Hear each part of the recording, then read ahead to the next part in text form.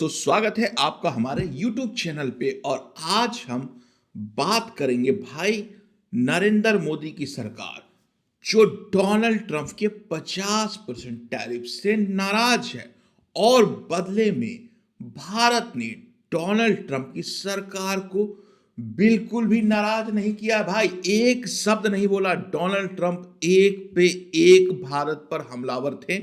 सबसे पहले उन्होंने 25% का टैरिफ लगाया, उसके बाद 25% और टैरिफ लगा दिया ये बोल करके कि आप रसिया से तेल मत खरीदो।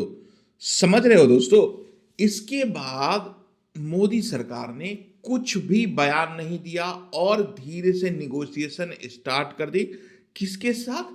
यूरोपीय यूनियन के साथ। उसके बाद भाई ओमान के साथ फ्री ट्रेड डील हो गया।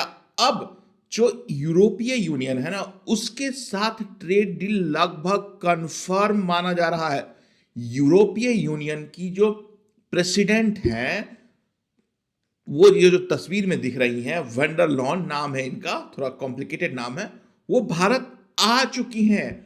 और ये जो साइन होगा डील भारत और यू के बीच में, वो मदर ऑफ ऑल डील्स माना जा रहा है। पहले बात ये की जा रही थी, पीयूष गोयल साहब ये बोल रहे थे कि अमेरिका के साथ जो ट्रेड डील होगा वो मदर ऑफ ऑल डील होगा, बट अब जो है ना, पासा पलट चुका है। फर्स्ट मूवर एडवांटेज किसी को मिलेगा तो वो है यूरोपीय यूनियन। और ये कितना इंपॉर्टेंट है आपको मैं बस एक नंबर बता देना चाहता हूं। दुनिया की जो सबसे बड़ी इकोनॉमी है कौन है? अमेरिका। दूसरे नंबर पर चाइना और तीसरे पे आ जाता है यूरोपीय यूनियन। अगर 27 देशों को एक साथ कंबाइन कर लिया जाए तो भाई भारत को एक बहुत बड़ा मार्केट मिलने वाला है। भारत को समझिए कि इससे कितना फायदा मिलेगा कि अगर हमें यूनाइटेड स्टेट्स के ऊपर से डिपेंडेंसी खत्म करनी है तो सिर्फ दो ही मार्केट अपने को फायदा दे सकता है, एक तो चाइना और एक यूरोपीय यूनियन। चाइना के साथ हम compete कर नहीं सकते क्योंकि वहां बहुत ज्यादा कंपटीशन है और जो लो मार्जिन है और जो बिग बस, मतलब जो हम लोग जो भी प्रोडक्ट एक्सपोर्ट करते हैं अमेरिका और यूरोपीय यूनियन में, उससे फायदा ये होता है कि ये सब हाई इनकम कंट्री है, मतलब पर कैपिटा इनका बहुत हाई है। तो जो सामान हम यहाँ सस्ते में बनाते हैं अमेरिका और यूरोप में बेचते हैं तो हमें भर भर कर प्रॉफिट होता है। तो अमेरिका की भाई 50% की जो टैरिफ लगा था ना भारत के ऊपर, ये जो मदर ऑफ ऑल डील है इसकी शुरुआत हो चुकी है। और इतना ही नहीं भाई, डोनाल्ड ट्रंप की भाई मतलब जो सरकार है ना, उसमें आग लग चुका है। यूरोपीय यूनियन के साथ भारत ने जो डील साइन करने वाला है, उसके बाद यूरोपीय यूनियन के डील के बाद जो स्कॉट बेसिन है, अमेरिका के ट्रेजरी सेक्रेटरी है जो टैरिफ का काम करते हैं, उन्होंने संकेत दिया है कि भारत पर से 25% टैरिफ हटेगा। और ट्रंप ने भी बोला है कि trade deal with India is going on. मेरा एक छोटा सा रिक्वेस्ट है मोदी जी से कि भाई अब अगर यूरोपीय यूनियन के साथ आपकी ट्रेड डील हो गई है तो अमेरिका से आप अपने टर्म पे निगोशिएट करो। और सबसे इंपॉर्टेंट, जो H1B वीजा को लेकर के डोनाल्ड ट्रंप सरकार ने आतंक फैला रखा है, उस पे कोई ट्रूस होना चाहिए। इससे सबसे ज्यादा नुकसान भारतीय इंप्लॉयज को ही है। और ये H1B वीजा पर स्ट्रिक्टनेस है ना, सिर्फ और सिर्फ मोदी जी को टारगेट करने के लिए किया गया। इतना ही नहीं भाई, एक और प्रेशर डाला गया है, अडानी के ऊपर केस भी डाल दिया गया है अमेरिका में। तो अमेरिका इसको देख करके बौखला गया है। अब हम आ जाते हैं अपने अगले स्लाइड पर। रिपब्लिक डे जो 26 जनवरी को है, why these guest European union president are chief guest of the 26 January. यूरोपीय यूनियन के दो लोग हैं, उर्सुला वंडर, एक है प्रेसिडेंट और एक है अध्यक्ष। ये दोनों भारत आ रहे हैं। जो उर्सुला वंडर हैं, जो महिला हैं, वो नीदरलैंड की हैं और जो दूसरे वाले बंदे हैं वो पुर्तगाल के हैं। टाइमिंग देखो, US India relations are at 20 years low. 20 साल में सबसे नीचे है भारत और अमेरिका के संबंध। फाइनलाइजिंग द एफटीए, इन सबको फ्री ट्रेड एग्रीमेंट करना है। और जो जो प्लेटफॉर्म दिया गया है ना इन लोगों को, वो साफ साफ दिखाता है कि भाई अब इंडिया और यूरोपीय यूनियन ये दोनों साथ आने वाले हैं। समझ लो 26 जनवरी को अगर हम किसी को बुलाते हैं और वहां ईयू और ट्रेड एग्रीमेंट साइन होता है, इसका मतलब यही है। वो सीधा सीधा जवाब है अमेरिका को कि भाई हमें तुम्हारी ज़्यादा ज़रूरत नहीं है, तुम्हें हमारी ज़्यादा ज़रूरत है, तो you act nice. India is no longer waiting for the Washington approval. पहले क्या था कि हम लोग इंतजार कर रहे थे कि अंकल सैम कुछ रिसेशन दे देंगे, कुछ टैक्सेशन दे देंगे, कुछ प्रॉफिट देंगे, बट ऐसा हो ना सका। और ये जो हार्ड बॉल डोनाल्ड ट्रंप खेल रहे थे ना, उसका सबसे बड़ा काउंटर यही है। और आने वाले समय में देखना होगा कि भाई डोनाल्ड ट्रंप की सरकार झुकती है मोदी के सामने कि नहीं। अभी आगे चलते हैं। The US India trade war, what happened? Trump imposed 50% tariff on India textiles, leather and gems. देखो, डोनाल्ड ट्रंप की सरकार ने भारत पर 50% का टैरिफ तो लगा रखा है, लेकिन इसमें से इलेक्ट्रॉनिक्स और फार्मास्यूटिकल जो हमारा मेजॉरिटी ऑफ द एक्सपोर्ट है उसको एग्जेम्प्ट करके रखा है।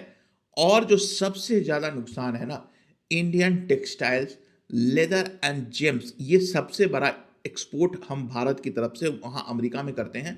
और ये लेबर इंटेंसिव है, मतलब इससे भले ही इकोनॉमिक तौर पर हमें ज़्यादा नुकसान नहीं हो रहा है जो हमारे ट्रेड फिगर में दिख रहा है, लेकिन जो लोग टेक्सटाइल में, लेदर्स और जेम्स में है ना, वो मतलब हैंड टू माउथ जी रहे हैं, उनके ऊपर बहुत बुरा असर पड़ रहा है।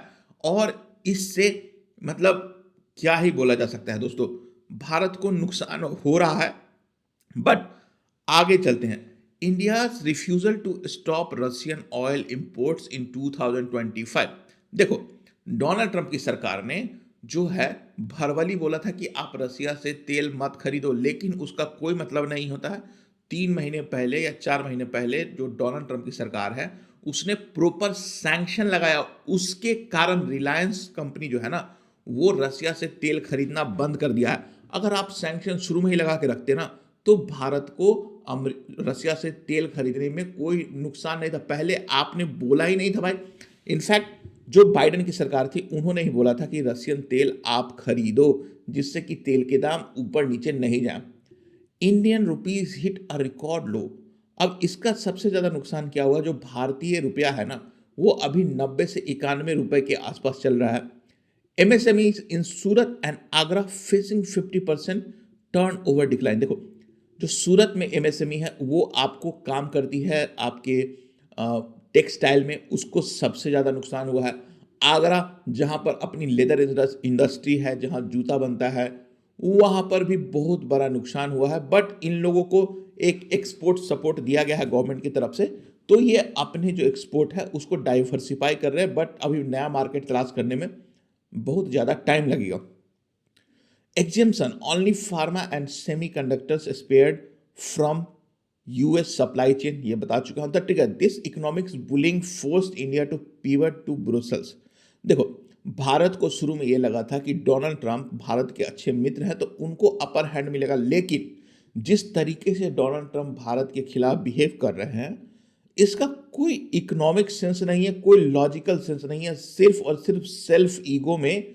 क्योंकि ऑपरेशन सिंदूर के बाद मोदी जी ने डोनाल्ड ट्रंप को अपीज नहीं किया। दुनिया के जितने भी लीडर हैं ना, एक्सेप्ट मोदी जी और शी जिनपिंग, सारे लोग उल्टा टंग चुके हैं ट्रंप के सामने। भाई ये जो पाकिस्तान वाला बंदा है वो तो भाई मतलब समझ लो कि चाटुकारिता पे नंबर 1 पहुंच चुका है। इनको नोबेल पुरस्कार दिया जाए, इनको ये करना चाहिए, महान आदमी है, भगवान है, परमात्मा है, सब कुछ गुनगा रहा है। अगर कोई हार्ड बॉल खेल रहा है तो वो मोदी जी ही है भाई।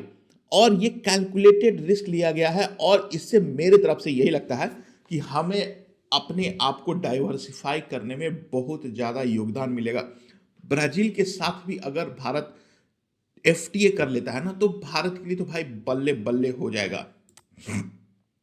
मदर ऑफ डील क्यों बोला जाता है? What's inside 140 billion dollar trade. अभी के हिसाब से जो करंट वॉल्यूम है भारत और यूरोपीय यूनियन के पास, वो 100 बिलियन मतलब 100 बिलियन डॉलर से ज़्यादा है, 140 बिलियन डॉलर के आसपास ऑलरेडी अभी है। क्योंकि यूरोप जो है ना वो अकेला एक यूनिफाइड मार्केट है जिसमें 27 कंट्रीज हैं और इनकी आबादी भी अच्छी खासी है और पर कैपिटा भी दुनिया में अमेरिका के बाद सबसे ज़्यादा है। निगोशिएशन लास्टेड, ये जो मदर ऑफ डील है ना ट्रेड डील, 20 साल से चल रहा है, मतलब समझ रहे हो। 2007 में इसकी शुरुआत हुई थी निगोशिएशन की, बट अभी तक इसको फाइनलाइज नहीं किया, लेकिन थैंक्स टू अंकल सैम हम लोगों ने यूरोपीय यूनियन के साथ फ्री ट्रेड एग्रीमेंट कर लिया है। Create a free market of 2 billion people, देखो 140 तो हम खुद हो गए और 60 करोड़ के आसपास यूरोपीय यूनियन की आबादी है, तो दोनों में फ्री ट्रेड एग्रीमेंट होगा, तो यहाँ का सामान यूरोप जा सकता है और यूरोप का यहाँ, तो फ्री ट्रेड एग्रीमेंट से एक यूनिफाइड मार्केट बन जाएगा और इससे 2 बिलियन पीपल है, मतलब one of the biggest market that it can मतलब एब्जॉर्ब, और accounts for 25% of the total GDP, global GDP का 25% सिर्फ और सिर्फ इस ट्रेड डील के बाद हो जाएगा, मतलब समझ रहे हो, it is huge. Immediate target 2030 तक, अभी टारगेट ये रखा गया है कि दोनों के देशों के बीच जो ईयू और इंडिया के बीच जो ट्रेड डील है उससे $200 बिलियन का, मेरा मानना है कि अगर ये एफटीए हो जाता है तो 200 नहीं भाई $400 बिलियन हो जाएगा।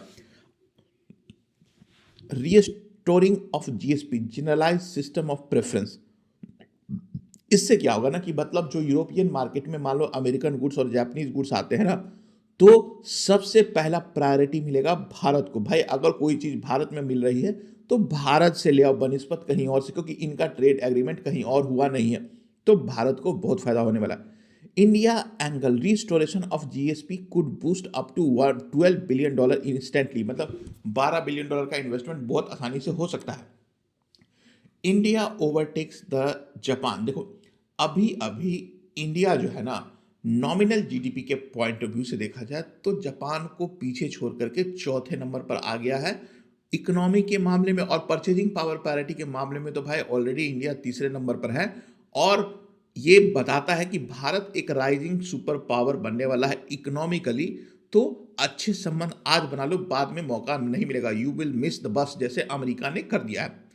IMF confirms India as the fastest growing major economy 7.3%, मतलब दुनिया में कोई भी और कंट्री नहीं है जहां पर इतना तेजी से विकास हो रहा है, खासकर जो साइज है उसके हिसाब से।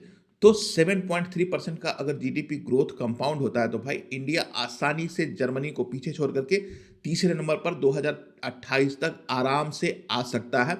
और मैन्युफैक्चरिंग देखो, अब है कि 7.8% को कंसिस्टेंटली बनाए रखने के लिए अपने मैन्युफैक्चरिंग और प्रोडक्टिविटी को कंटिन्यूअसली इंक्रीज करना पड़ेगा, so that we need lot of investment. तो यूरोपीय यूनियन से हम लोग उम्मीद करेंगे कि भारत में इन्वेस्टमेंट आ सके। अमेरिकन कंपनीज इंडिया में इस तरीके से इन्वेस्ट कर रहा है कि कोई और दुनिया में जगह ही नहीं है भाई, तो इन्वेस्टमेंट आएगा और इंडिया का ग्रोथ किसी के मतलब ऊपर आश्रित नहीं रहेगा। देखो कुछ एक प्रॉब्लम है, the green barrier, EU's carbon border adjustment mechanism 1 जनवरी 2026 से लागू है। Act as tax on dirty steel and aluminium, Indian steel exports could face 12%। तो ये जो डील है ना 1 जनवरी 2026 से, ये जो अमेरिका यूरोपीय यूनियन ने ग्रीन बैरियर लगा रहा था उससे कि अपने इंडियन स्टील्स और एल्यूमिनियम एक्सपोर्ट को बहुत ज़्यादा नुकसान हो रहा है। Lack verification teams to report carbon data, मतलब ये प्रॉब्लम है। India terms unilateral and protectionist. Negotiate Piyush Goyal is seeking a CAVM barrier for small units. Immediate target protect small units and find a balance. देखो इस बात पर क्या होता है, CBAM जो ग्रीन बैरियर यूरोपीय यूनियन ने भारतीय कंपनीज पे लगाया है, इस ट्रेड डील में अगर मतलब इसमें कुछ भी फायदा हो जाता है तो भारत के लिए this would be a big win, क्योंकि हम लोग के पास बहुत बड़ी कंपनी है, जिंदल स्टील हो गया, टाटा स्टील हो गया, बहुत सारी कंपनी है जो ये काम करती है। अब आ जाते हैं भाई टेक्सटाइल के बाद, levelling the playing field, hedges against 50% US tariff on Indian apparel.